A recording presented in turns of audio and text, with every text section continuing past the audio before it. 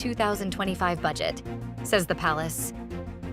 Malacanang is confident that the Supreme Court would not nullify the 6.235 trillion pesos 2025 national budget, citing the need for the government to function.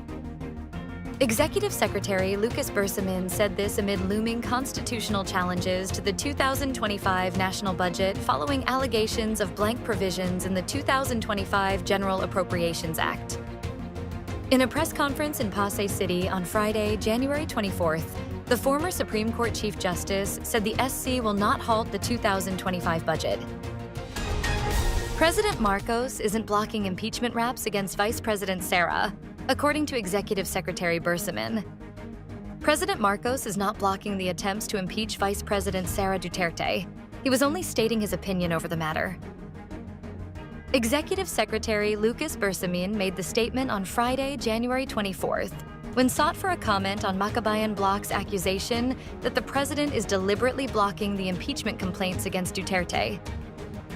Bersamin pointed out that Marcos's remarks on the impeachment raps against his former ally was only an opinion, and that perhaps he was thinking that the process might distract him from his administration's agenda or its moves forward.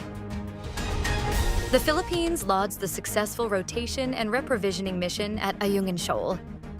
The Department of Foreign Affairs said the Philippines has completed its 5th rotation and reprovisioning mission at Ayungin Shoal without recording any incidents amid ongoing diplomatic efforts with China.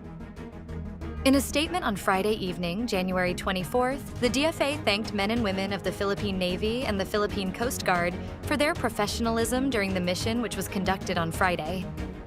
The Armed Forces of the Philippines successfully brought food supplies and a new batch of elite Marines to the BRP Sierra Madre to guard the military's outpost in Ayungin Shoal in the West Philippine Sea on Friday, January 24th. Chinese embassy tells Manila to base judgment on facts amid alleged espionage operation.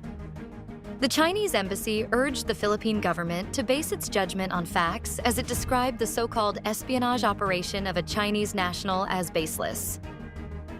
A spokesperson of the Chinese embassy said this after the National Bureau of Investigation arrested a suspected Chinese spy and 2 Filipino cohorts this week. The arrested individuals are suspected of conducting surveillance operations on military camps and other vital installations in the Philippines. The communications on elections can no longer remove names despite withdrawal once ballot printing starts, says poll chief. Commission on Elections Chairman George Erwin Garcia said on Friday, January 24th, that it would no longer remove poll aspirants' names even if they would withdraw their candidacy for the May 2025 national and local elections. In an interview on Teleradio Servicio, Garcia said that they would implement this once they start printing ballots. Skyrocketing prices of basic goods is JP Party List's main concern. Tempering the runaway prices of basic goods through legislation. That's the mission statement of Galing sa Puso Party List, which is eyeing a seat in the House of Representatives in the upcoming midterm polls. Lawyer J.P. Pajernos, GP Party List's first nominee, underscored the urgent need for legislative action in a bid to control price hikes and improve supply chain management. He added that these measures were critical in relieving the pressure on consumers, particularly those with low income. Desperate families await the return of 4 female soldiers held by Hamas for 15 months. Hamas announced Friday that it would release 4 female soldiers held hostage for 15 months in Gaza, as part of an exchange for dozens of Palestinian prisoners laid out in its ceasefire agreement with Israel. An advocacy group representing the families of hostages confirmed the identities of the captive Israelis to be released on Saturday.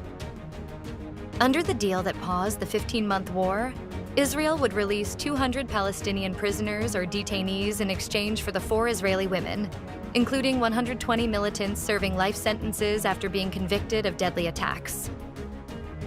The 4 Israeli soldiers, Karina Ariev, 20, Daniela Gilboa, 20, Nama Levi, 20, and Liri Albag, 19, were captured in Hamas's October 7, 2023 attack that ignited the war and have had no contact with the outside world since then.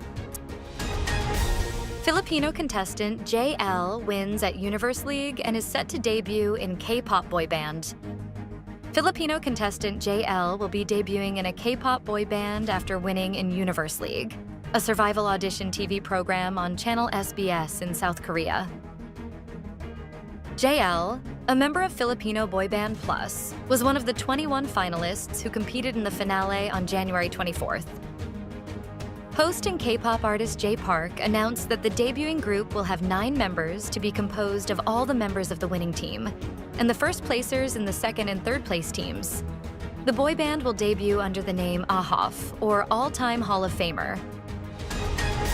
Stay updated with the latest news.